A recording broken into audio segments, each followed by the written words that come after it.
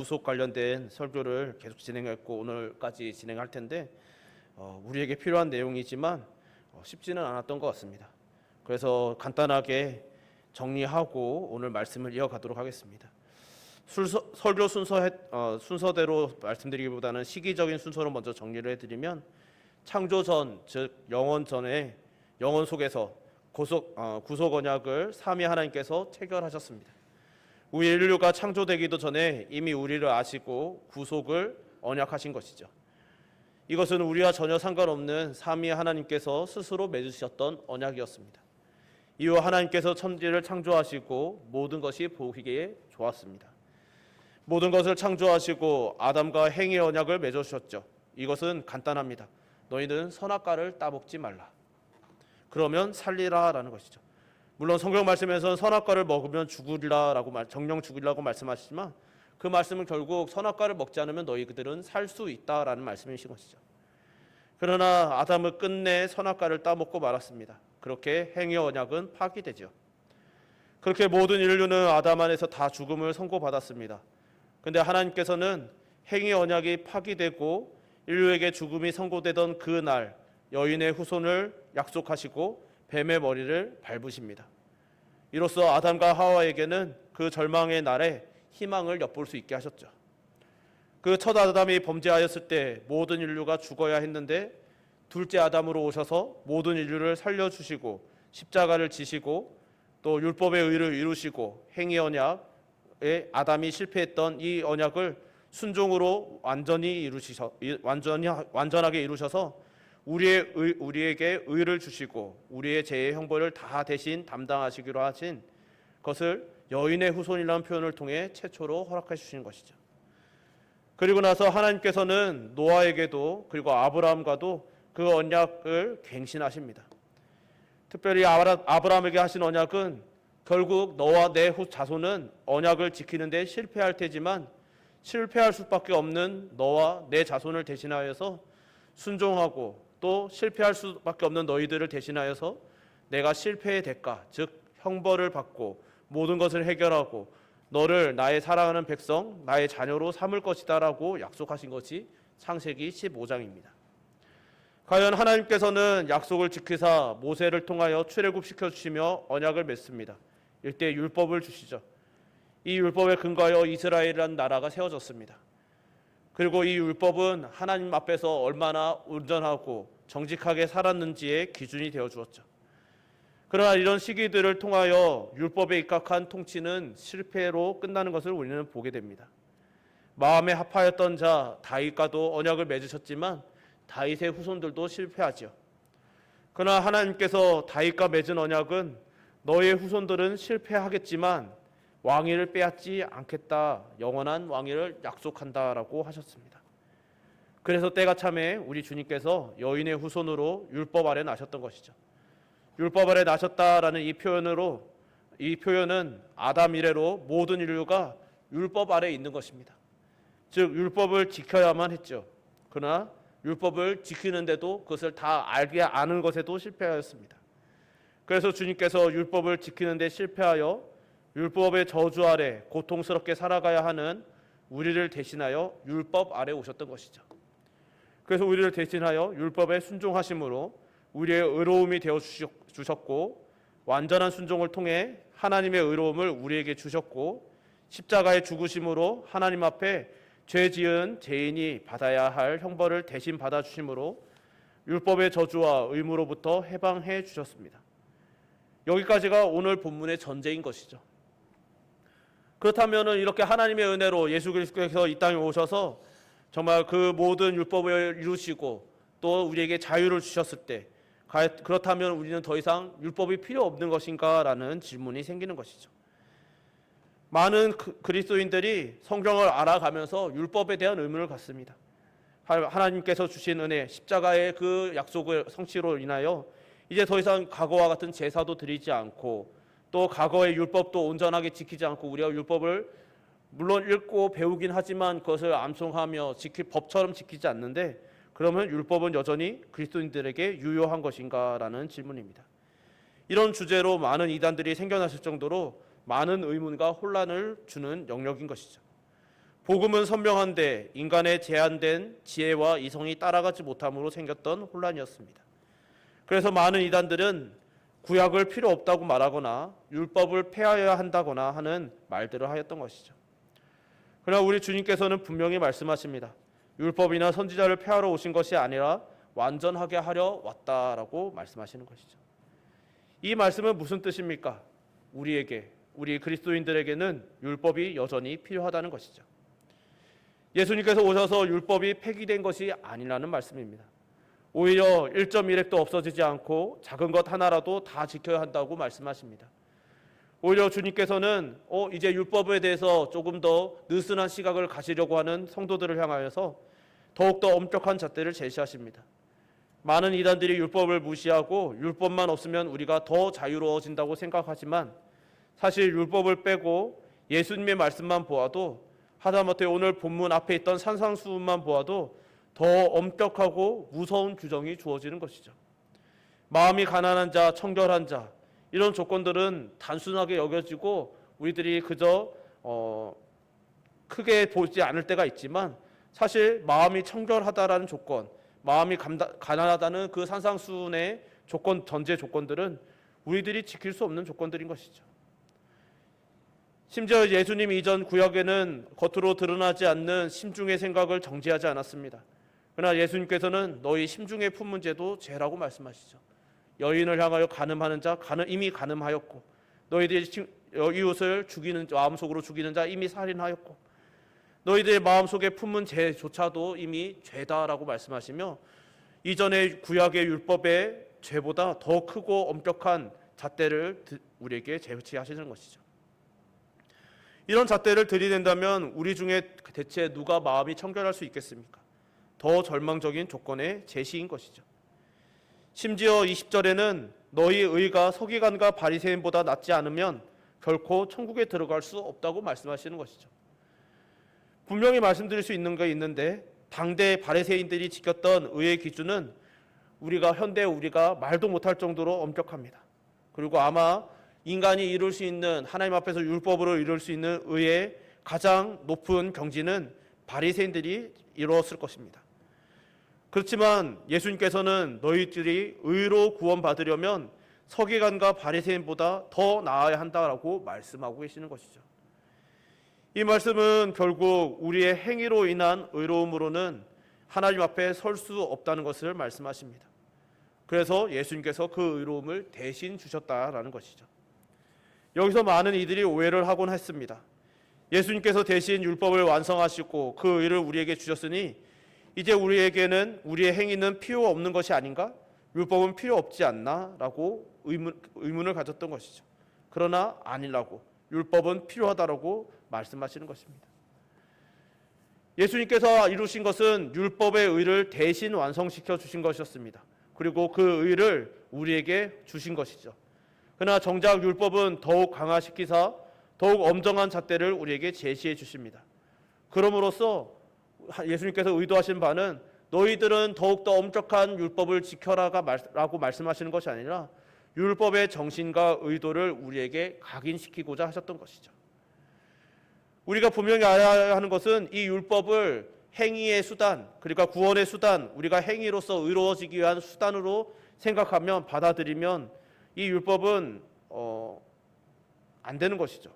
이 율법이 만약 구원의 수단이었다면 율법은 예수님의 십자가 이래로 폐기되는 것이 맞았을 것입니다. 그러나 율법은 구원의 수단이 아니었던 것이죠. 우리의 구원은 은혜로 믿음으로 구원을 얻었습니다. 그러면 율법은 어떤 의미입니까? 사실 구약에서도 율법으로 구원을 받은 것이 아니었습니다. 구약 시대에도 그래도 그나마 선한 왕들이 이어졌다는 남유다 시대에도 심지어 다윗과 솔로몬 때에도 율법을 100% 온전하게 지켰다라는 기록은 없는 것이죠. 단지 하나님을 향한 마음이 온전하였을 때 그것을 의로 여기시고 선하게 여겨주셨다라는 기록이 있을 뿐 율법을 역사상 완벽하게 지켰던 자들은 없었습니다. 그렇기 때문에 그저 하나님께서 은혜와 그 구약 때도 은혜로 구원을 이루어 주셨던 것이죠. 그렇기 때문에 율법은 구약과 신약을 통틀어서 구원의 수단이 아니라 아니었던 것이죠. 이 율법을 통해서 하나님은 어떤 분이신지를 알라라는 그런 가르침의 수단이었던 것입니다. 율법에서 예수님의 그림자였던 부분이 분명히 있습니다. 그것은 예를 들면 제사인 것이죠. 예수님의 그림자였던 부분은 예수님께서 오심으로 완성되어 더 이상 우리가 하지 않게 되었습니다. 제사 같은 것들입니다.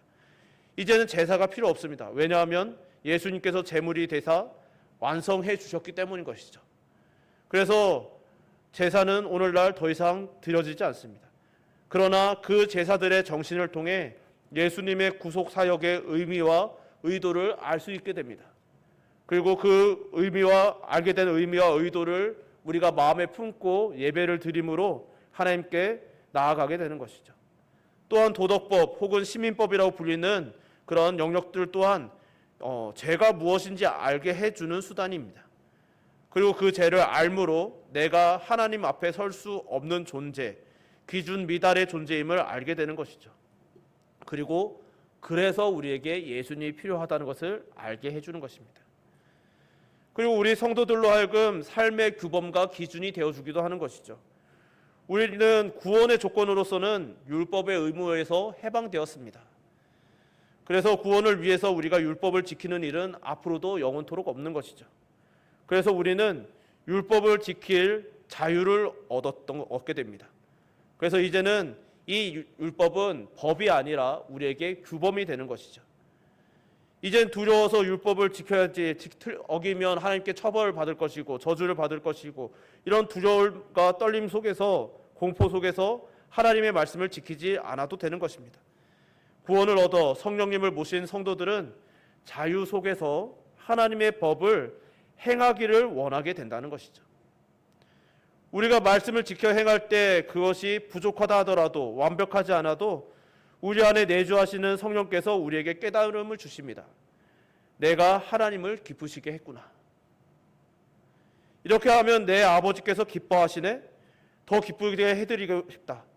내가 이렇게 하면 더 잘해서 하나님을 더 기쁘시게 해드리고 싶다. 이런 마음을 품게 하는 것이죠. 이런 마음이 성도의 마음 속에 늘 있게 되는 것입니다. 그리고 이것이 바로 우리가 바뀐 새 사람인 것이죠. 이전에는 우리는 하나님을 기쁘시게 하는 것에 관심이 없었습니다. 내가 기뻐야 했던 것이죠. 내 욕구가 채워져야 했고 나의 필요가 채워져야 했습니다. 그러기 위해 하나님께서 무엇인가를 주셔야 했습니다. 그런데 예수님을 만나고 성령님을 모신 후로는 우리는 이랬던 마음이 점점 변화되는 것을 깨닫게 됩니다. 우리는 새 사람이 되어서 우리의 관심이 바뀌어져 가는 것이죠. 나를 기쁘게 하고 나의 욕구를 채우고 나를 필요한 것들을 채우기를 소망했던 그 모든 마음들이 하나님을 기쁘시게 해드리고 싶습니다. 여전히 나의 마음에 나를 기쁘게 하고 싶고 나를 위한 욕구가 여전히 존재하지만 그 나는 점점 작아져가고 죽어가고 하나님을 기쁘시게 해드리고 싶은 새 사람은 점점 더 강해져 가는 것이죠. 이거 못 지켜서 내가 지옥 가면 어떡하지? 저주받으면 어떡하지? 이런 공포와 의무감에서 해방되었지만 사랑의 빚진 자가 되어서 나를 이렇게까지 사랑해 주신, 그래서 나도 이런 그분을 나도 사랑하고 싶다라는 마음이 생기게 된다는 것입니다. 내 사랑도 하나님을 기쁘시게 하고 싶다는 마음으로 율법을 따르게 된다는 것이죠. 그래서 율법이 이제는 더 이상 성도에게 고통의 멍해가 아닙니다. 죄와 두려움과 공포도 아닌 것이죠. 기쁨이 되는 것입니다. 율법을 하나라도 더 지킬 수 있는 것이, 조금이라도 더 깨닫고 이것을 이행할 수 있는 것이 우리에게 기쁨이 됩니다. 내가 그것을 못 지켰다고 죄책감이 되는 것이 아니라 내가 하나님 이전보다 더 잘 지켰습니다. 이전보다 더 많이 알았습니다. 이 율법에서 하나님의 뜻이 무엇인지 깨달아 갑니다. 라고 율법을 즐거이 묵상하며 율법을 깨달아 가고 또 율법을 내 삶 속에서 율법에 새겨져 있는 하나님의 뜻과 정신을, 그리고 하나님의 그 성품을 닮아감으로 기쁨을 누리게 되는 것이죠. 그래서 우리는 진심으로 지키게 됩니다. 그래서 우리는 덜 지켰다고 못 지켰다고 그것에 대해서 죄책감에 빠지지 않습니다. 더 사랑하게 될 뿐인 것이죠.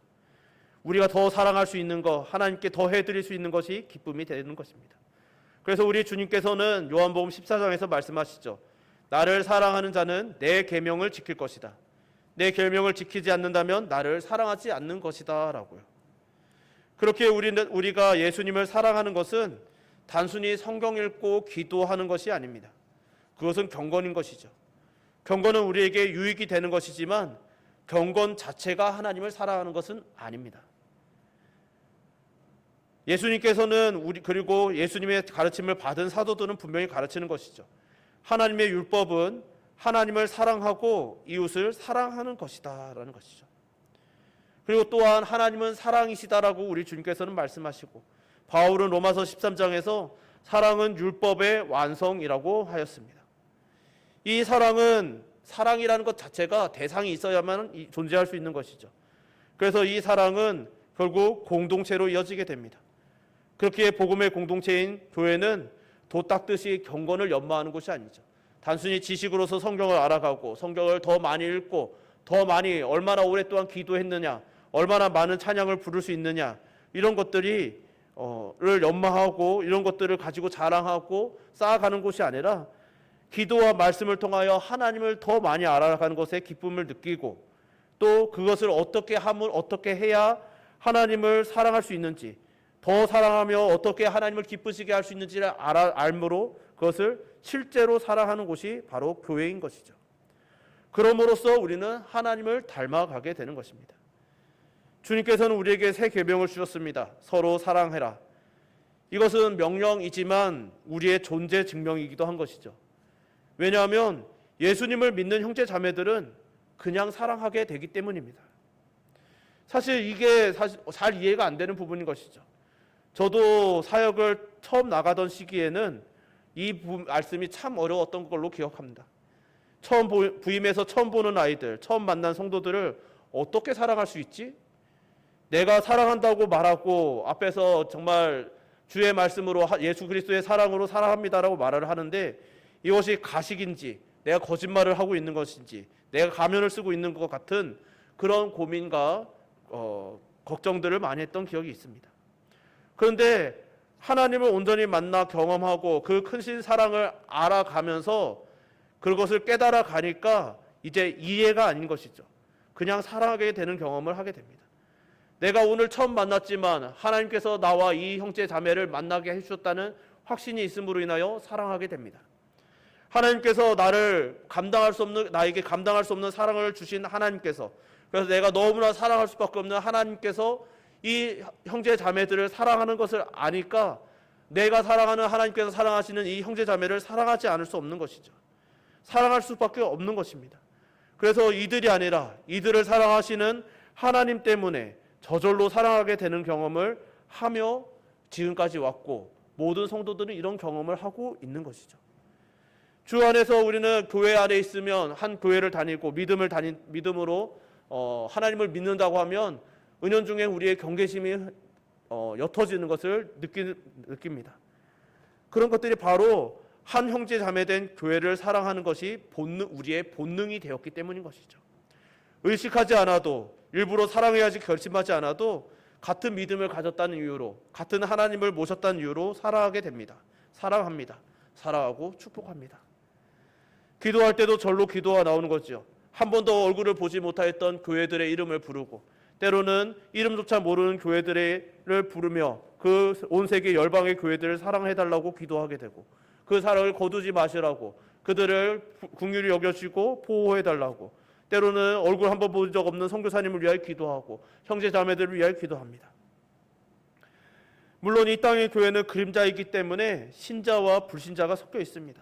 그래서 여전히 교회 안에 상처도 있고 사건 사고도 끊이질 않죠. 그러나 완전한 천상의 교회, 마침내 완성될 하나님의 교회는, 완전한 교회는 천국이라는 것을 우리는 알지요. 그래서 우리가 이 땅에서 잠깐 느끼게 되는 이 온전한 사랑, 우리가 조건 없이 사랑하게 되는 이 큰 사랑이 천국에서는 완전히 완성되게 될 줄 믿습니다. 이 땅에서는 그렇게 사랑하다가 우리의 불완전함 때문에 우리가 서로 때로는 상처를 입고, 때로는 우리의 마음이 꺾이고, 때로는 우리가 눈에서 눈물이 그치지 않는 순간이 있을 수 있지만, 그러나 이 모든 것은 그곳에 완전한 교회, 천국에 도달하면, 완성되면 그곳에서는 그런 것들이 사라지고 온전한 기쁨의 사랑의 교제가 있을 줄을 믿게 되는 것이죠. 이 땅에서는 한계가 있어서 우리가 완벽한 의미에서의 형제 사랑이 나타나기 어렵습니다. 그럼에도 교회를 통해 우리는 참된 사랑을 알게 되죠. 주님께서 그리고 사도들이 말씀을 통해 우리에게 가르치는 것은, 그리고 실제로도 그 가르침에 충실했던 초대교회와 역사 속에 잠깐 나타났던 참된 교회들의 모습들은 형제 자매들이 서로를 알아보고 점점 더 형제 자매가 많아지고 예수님을 믿지 않던 이들이 믿게 되고, 그렇게 사랑이 깊어지고 커지고 강해지고, 그러다 어느 순간 교회가 세상을 사랑할 수 있게 되고 이웃을 섬길 수 있게 되고 구제하게 되는 것이었습니다. 세상을 사랑하고 섬기고 구제하는 것이 의무여서 하였던 것이 아니라는 것이죠. 분명히 말씀드릴 수 있는 것은 우리가 세상을 사랑하고 섬기고 구제해야 합니다. 그러나 그것이 우리의 의무는 아닌 것이죠. 그것은 사랑의 결과로 나타나는 우리의 사랑의 깊이입니다. 우리에게 모든 것이 풍족하여서가 아니라 그것이 의무여서 하지 않으면 우리가 벌받고 혹은 하지 않으면 우리가 정죄받아야 되기 때문에 그것이 두려워서 의무로서 무겁게 짐지면서 해야 되는 일이 아니라, 우리가 하나님을 지극히 사랑하고 그 하나님 앞에서 우리가 함께 서로 형제 자매를 사랑하며 그 사랑이 더욱더 커져갔을 때 하나님을 기쁘시게 하고 싶은 마음이 온 세상을 향하여 세상조차 사랑할 수 있게 되었을 때 나타나게 되는 우리의 사랑의 표현인 것이죠. 이것은 마치 자식의 본능과도 같은 것이죠. 모든 자녀들은 부모의 사랑을 갈구합니다. 부모에게 사랑받고 싶어 하죠. 때로는 그것이 여러 가지 모습으로 부모들과 엇박자를 내기도 하겠지만, 그러나 그것이 본능인 것이죠. 장성하여서도 부모에게 인정받고 싶었던 마음들이 내재된 것들이 표현되는 것을, 사례들을 우리는 종종 보는 것이죠. 그런 것들이 바로 그런 본능 같은 것들이 우리가 하나님을 향해 품고 있는 본능과 같은 사랑의 마음인 것입니다. 우리는 이미 살았습니다. 우리는 구원받아서 이미 살기 위해 사랑해야 되는 존재들은 아닌 것입니다. 우리가 하나님을 사랑하고 더 사랑하고 싶고 세상이 좋다가도 그래도 하나님을 사랑하며 살고 싶은데 라는 생각이 드는 것이 성도인 것이죠. 그것이 하나님의 자녀입니다. 왜 그럴까요? 하나님의 사랑, 우리를 극진히 사랑하사 아들을 보내주신 그 사랑을 깨달았기 때문입니다. 그 사랑으로 우리를 자녀되게 해주셨기 때문입니다. 우리가 진 죄값을 대신 치러주셨기 때문입니다. 하나님께 나아갈 수 있는 의를 대신 이루어 주셨기 때문입니다. 이 모든 것을 대신 치르사 우리가 하나님 앞에 서기 위한 그 어떤 대가도 없다. 너희들은 나에게 빚진 것이 없다. 나를 위해서 어떤 의무도 질 필요가 없다라고 말씀해 주시는 것이죠. 우리는 때로는 하나님 앞에 내가 어떤 것을 해드려야 하지 않을까라는 부담감을 가지죠. 그러나 그 부담감은 하나님께 드려야 되는 빚진 마음 혹은 하나님께 드려야 되는 책임, 의무가 아니라 우리가 하나님의 사랑을 받아서 알게 된 그 사랑 때문에 우리 또한 하나님을 사랑하게 되어서 생긴 하나님을 사랑하는 마음으로서의 표현이어야만 하는 것이죠. 우리는 이 은혜를 깨닫는 순간 정말 이 하나님께서 너희들은 내게 빚진 것이 없으니 그저 나에게 나아오라 하신 것, 그것이 바로 하나님의 구속 언약이고 우리에게 주신 구속이고 구원의 은혜입니다. 그리고 이 은혜를 깨닫는 순간 우리는 하나님을 만나 이 은혜가 얼마나 크고 놀라운 사랑이었는지를 깨닫는 순간 하나님을 사랑하지 않을 수 없게 됩니다. 비록 우리가 때로는 그 연수나 혹은 우리의 그 마음의 깊이는 다를 수 있지만, 그러나 우리 모두는 하나님을 깨닫는 순간, 하나님의 사랑을 아는 순간 모두가 하나님을 사랑하기 시작한 자들이죠. 그래서 우리는 이 자리에서 함께 예배하며 하나님께 예배 하나만으로 충분하다라고 고백할 수 있을 때 있는 우리 모든 예배 공동체는 하나님께 구원받은 자들인 줄 믿습니다. 그래서 우리는 아무 이익이 없어도 우리가 이 시간 이 자리에 앉아 있는 것이 대체 무슨 이익이 있겠습니까? 육신적으로도 더 피곤할 것이고, 또 우리가 이 시간에 더 무엇인가 배울 수도 있고 돈을 벌 수도 있는데 우리에게 아무 이익이 없는데도 이 자리에 나올 수 있다는 것 자체가 우리가 하나님을 사랑하기 때문인 것이죠. 하나님을 사랑하기 때문에 이익을 계산하지 않고 어떤 것이 더 효율적인지 합리적인지를 계산하지 않고 우리가 이 자리에 나왔습니다. 이것은 우리가 하나님께 올려드리는 사랑의 표현인 것이죠. 그래서 예배는 우리가 하나님께 올려드리는 가장 기본적인 사랑의 고백인 것입니다. 이 은혜를 깨닫는 순간, 이 은혜가 얼마나 크고 놀라운 사랑이었는지를 깨닫는 순간 사랑하지 않을 수 없게 됩니다. 그래서 우리는 말씀을 사랑합니다. 그래서 말씀을 알고 싶어지게 됩니다. 그리고 말씀을 지키고 싶어지는 것이죠. 다른 이유가 아니라 나를 사랑해 주신 하나님을 사랑하기 때문입니다. 내가 받은 사랑 갚을 길이 없지만 내가 그래도 나도 최선을 다해 하나님께 내가 드릴 수 있는 최고의 사랑을 드리고 싶기 때문에 율법을 지켜갑니다. 우리가 말씀을 읽는 거, 기도하는 것은 내가 어떤 포인트를 쌓듯 혹은 돌을 닦듯 우리가 그런 경지를 올리기 위해서 하는 것이 아니라 하나님의 말씀이, 하나님을 사랑하기 때문에 하나님의 말씀을 더 알고 싶어져야 하는 것이고, 그래서 말씀을 읽는 것이고, 그 말씀에 근거하여 기도하는 것이고, 우리가 말씀을 행하는 것이죠. 이런 마음이 생기는 것이 구원이고 성도이며 하나님의 자녀입니다. 바라기는 이 자리에 있는 저와 여러분 우리 모두는 말씀 충만하심으로 하나님을 더욱더 깊이 사랑하시는 저와 여러분 우리 모두가 되시기를 주님의 이름으로 축원합니다. 그럼으로써 우리가 오고 오는 모든 세대에게도 이 말씀을 전하여 줄 뿐 아니라 하나님을 사랑하는 마음이 더하여져서 세상을 향하여서도 사랑을 베풀며 하나님을 영원토록 사랑하며 살아가는 예배 공동체 되기를 또한 주님의 이름으로 축원합니다. 우리 시간 찬양 한 곡 같이 불렀으면 좋겠습니다. 주 사랑이 나를 숨쉬게 해 라는 찬양인데요, 가사를 생각하면서 우리 함께 찬양했으면 좋겠습니다. 주 사랑이 나를 숨쉬게 해 세상 그 어떤 어려움 속에도 주 은혜로 나를 돌보시며 세상 끝날까지 지켜주시네. 주 사랑이 나를 숨쉬게 해 주 사랑이 나를 숨쉬게 해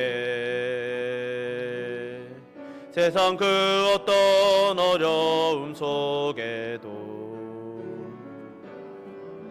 주 은혜로 나를 돌보시며 세상 끝날까지 지켜주시. 주 사랑이 나를 이끄시네. 주 사랑이 나를 이끄시네. 내가 갈 수 없는 그곳으로 주의 사랑 나를 붙드시며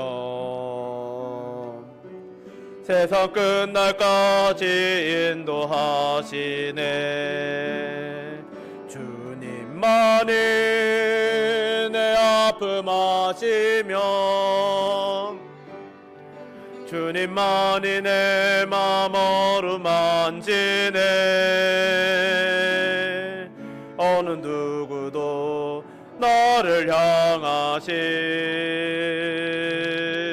주님의 사랑을 끊을 수 없네. 주님만이 내 능력이시며 주님만이 나의 구원이시네. 어느 누구도 나를 향하시 주님의 사랑을 주님만이 내 마음 아픔을 아시며 주님만이 내 아픔 아시며 주님만이 내 마음 어루만지네. 어느 누구도 나를 향하시 주님의 사랑을 끊을 수 없네. 주님만이 내 능력이시며 주님만이 나의 구원이시네. 어느 누구도 나를 향하시 주님의 사랑을 끊을 수 없네. 우리 이 시간 함께 기도합시다. 기도하실 때 하나님, 그 사랑, 그 구속의 언약이 우리를 살아 숨쉬게 합니다. 우리가 그 사실을 깨달았을 때 너무나 기뻤고 너무나 감개무량하였고 너무나 감격하였습니다. 왜냐하면 하나님을 뵙는 그 순간 나는 자격이 없다는 걸 알았기 때문입니다. 하나님, 자격 없던 우리를 그저 사랑하심으로 정말 한이 없는 사랑을 베풀어 주셔서 우리에게 필요한 의도 주시고 율법도 이루어 주시고 우리에게 자격도 주셔서 우리로 하여금 주님 앞에 나와 하나님을 아빠 아버지라 부를 수 있게 해주시는 은혜, 이 시간 우리가 다시 한번 고백하며 나를 사랑해 주셔서 감사합니다. 그래서 나 또한 하나님을, 저희들 또한 하나님을 사랑합니다. 사랑하되 그냥 사랑하지 않고 하나님을 더 많이 더 깊이 사랑하고 싶어서 말씀 알고 싶고 정말 주님과 더 깊이 교제하고 싶고 그래서 기도 올려드리고 정말 하나님을 그래서 찬양하며 하나님께 예배드리며 우리가 하나님을 영화롭게 하고 싶습니다. 그리고 우리가 하나님을 향한 사랑이 깊어져 가므로 우리 주 안에서 이루어진 우리 예배한 공동체, 교회 안에서의 사랑이, 형제 사랑이 더욱더 깊어져 가게 하시고 이 깊어져 가는 사랑이 우리 교회를 넘어 마침내 이 세상도 사랑할 수 있는 그런 사랑의 공동체 되게 하여 달라고, 그런 말씀의 공동체 되게 하여 달라고 이 시간 우리의 믿음을 위하여, 우리의 하나님을 향한 사랑을 위하여, 형제 자매들을 향한 사랑을 위하여 이 시간 함께 주여 한번 부르고 기도합시다. 주여, 사랑만 그래 부사하신 하나님 아버지, 주님의 사랑이 나를 숨쉬게 합니다. 주 하나님 아버지, 세상에 그 어떤 어려움이 있고 주 하나님 아버지 때로는 우리의 마음 흔들고 주 하나님 아버지를 낭망케 하는 수많은 일들이 있지만 그럼에도 불구하고 우리가 주님 앞에 기도합니다. 나와서 무릎 꿇습니다. 주님께 눈물을 흘리며 기도합니다. 때로는 하나님 아버지 주님을 향하여 애타는 절규를 하며 주 하나님 아버지 부르짖습니다. 주 하나님 아버지, 그러나 그 부르짖음, 주 하나님 아버지를 향하여서 우리가 그렇게 간절히 간구하는 그 모든 것들은 주 하나님 아버지 앞에 더 달라 하나님, 나에게 더 많은 걸 주세요. 나를 기쁘게 해주세요. 나에게 하나님 아버지 나의 필요한 모든 욕망들을 채워주세요. 이런 마음으로 기도하는 것이 아니라 하나님을 알게 되었기에 주 하나님 아버지, 우리가 욕망이 아니라 이 욕망을 위하여서 우리가 세상을 향해 지금 달려나갔어야 하지만 그러지 않고 주님께 나와 하나님, 내가 그러나 하나님을 기쁘시게 해드리고 싶어서, 그래도 하나님 더 사랑하고 싶어서 이 욕망에 지고 싶지 않아서 주 하나님 아버지 앞에 나와 기도합니다. 하나님, 주님을 찬양합니다. 주님께 예배 올려드립니다. 주님의 말씀을 봅니다. 주 하나님 아버지, 이렇게 우리들의 말씀과 기도를 통하여, 우리의 경건을 통하여, 우리 예배를 통하여 하나님을 더 알아가기를 소망합니다. 더 알아감으로 하나님을 더 사랑할 수 있기를 소망합니다. 어떻게 하면 하나님께서 나를 더 기뻐해 주시는지, 이렇게 하면 하나님께서 얼마나 더 기뻐해 주실지 기대하고 소망하며 주 하나님의 말씀을 알아가게 하시고, 알아가면 그 말씀을 지켜 행하게 하시고, 그래야 하나님 아버지 우리에게 주신 그 사랑이 더욱더 커져가게 하시고, 주 하나님 아버지 그렇게 우리들이 뜨겁게 하나님을 사랑하는 마음이 형제 자매를 향한 사랑으로 이어지며 또 형제 자매를 사랑하는 그 사랑이 너무나 깊어지고 커져서 주 하나님 우리 안에 머물 수 없어서 이 세상을 향하여서도 사랑하며 세상을 사랑하며 나아갈 수 있게 하여 주옵소서. 주 하나님, 그렇게 되기까지 우리들이 더욱더 주님을 사랑하며 주의 말씀을 더 알기 원합니다. 주 하나님, 더 말씀 깊이 알게 하여 주시고 주 하나님 주님을 향한 갈망이 있게 하시고 주 하나님 그 갈급함이 있게 하시고, 그냥 하나님 우리 모두가 하나님 아버지 앞에서 주의 온전한 마음과 온전한 생각으로 주 하나님 아버지 공포와 두려움이 아니라 의무감이 아니라 무거운 짐이 아니라 하나님을 사랑하는 마음 때문에, 사랑 때문에 그 사랑 때문에 우리가 더욱더 하나님을 사랑하고 또 살아가며 나아가게 하여 주시옵소서. 살아계신 하나님 아버지, 주님께서 우리를 위하여 베풀어 주신 구속을, 언약을 우리가 되새겨 봅니다.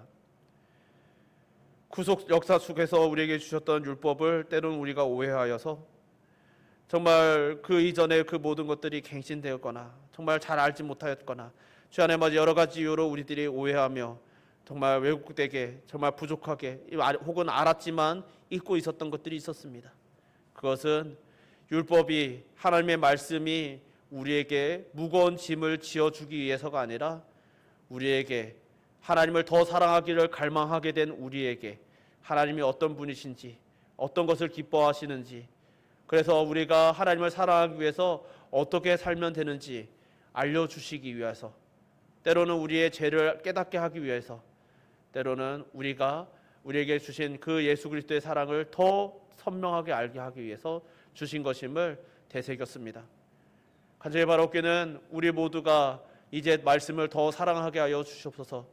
그냥 그저 읽기 위하여서, 더 많이 읽기 위해서, 내가 이만큼 읽었으니 이만큼의 거룩을 이루었다라고 저여 그냥 안도하기 위해서가 아니라 내가 너무나 사랑하는 하나님을 사랑하는 마음으로 그 하나님을 더 알기 원하여서, 또 그 하나님을 기쁘시게 하기 위해서 어떻게 살면 좋겠는지를 깨닫기 위해서 말씀을 더욱더 사랑하게 하여 주시고, 그리고 말씀을 알아가면 알아갈수록 하나님을 향한 사랑이 깊어지며 그 사랑 안에서 주의 몸된 교회와 또 주님께서 우리에게 허락하신 피로 값주고 사신 형제 자매들을 사랑하게 하여 주시고, 또 그 사랑이 우리 안에 머물기에 너무나 머물 수 없을 만큼 커져서 우리에게 맡기신 이 세상 또한 넘치는 사랑으로 사랑하기까지 이룰 수 있는 사랑이 넘쳐나는, 사랑이 자라가는 그런 은총교회 되게 하여 주시옵소서. 오늘도 불러주신 모든 은혜 감사드리오며 예수님 이름으로 기도드립니다. 아멘.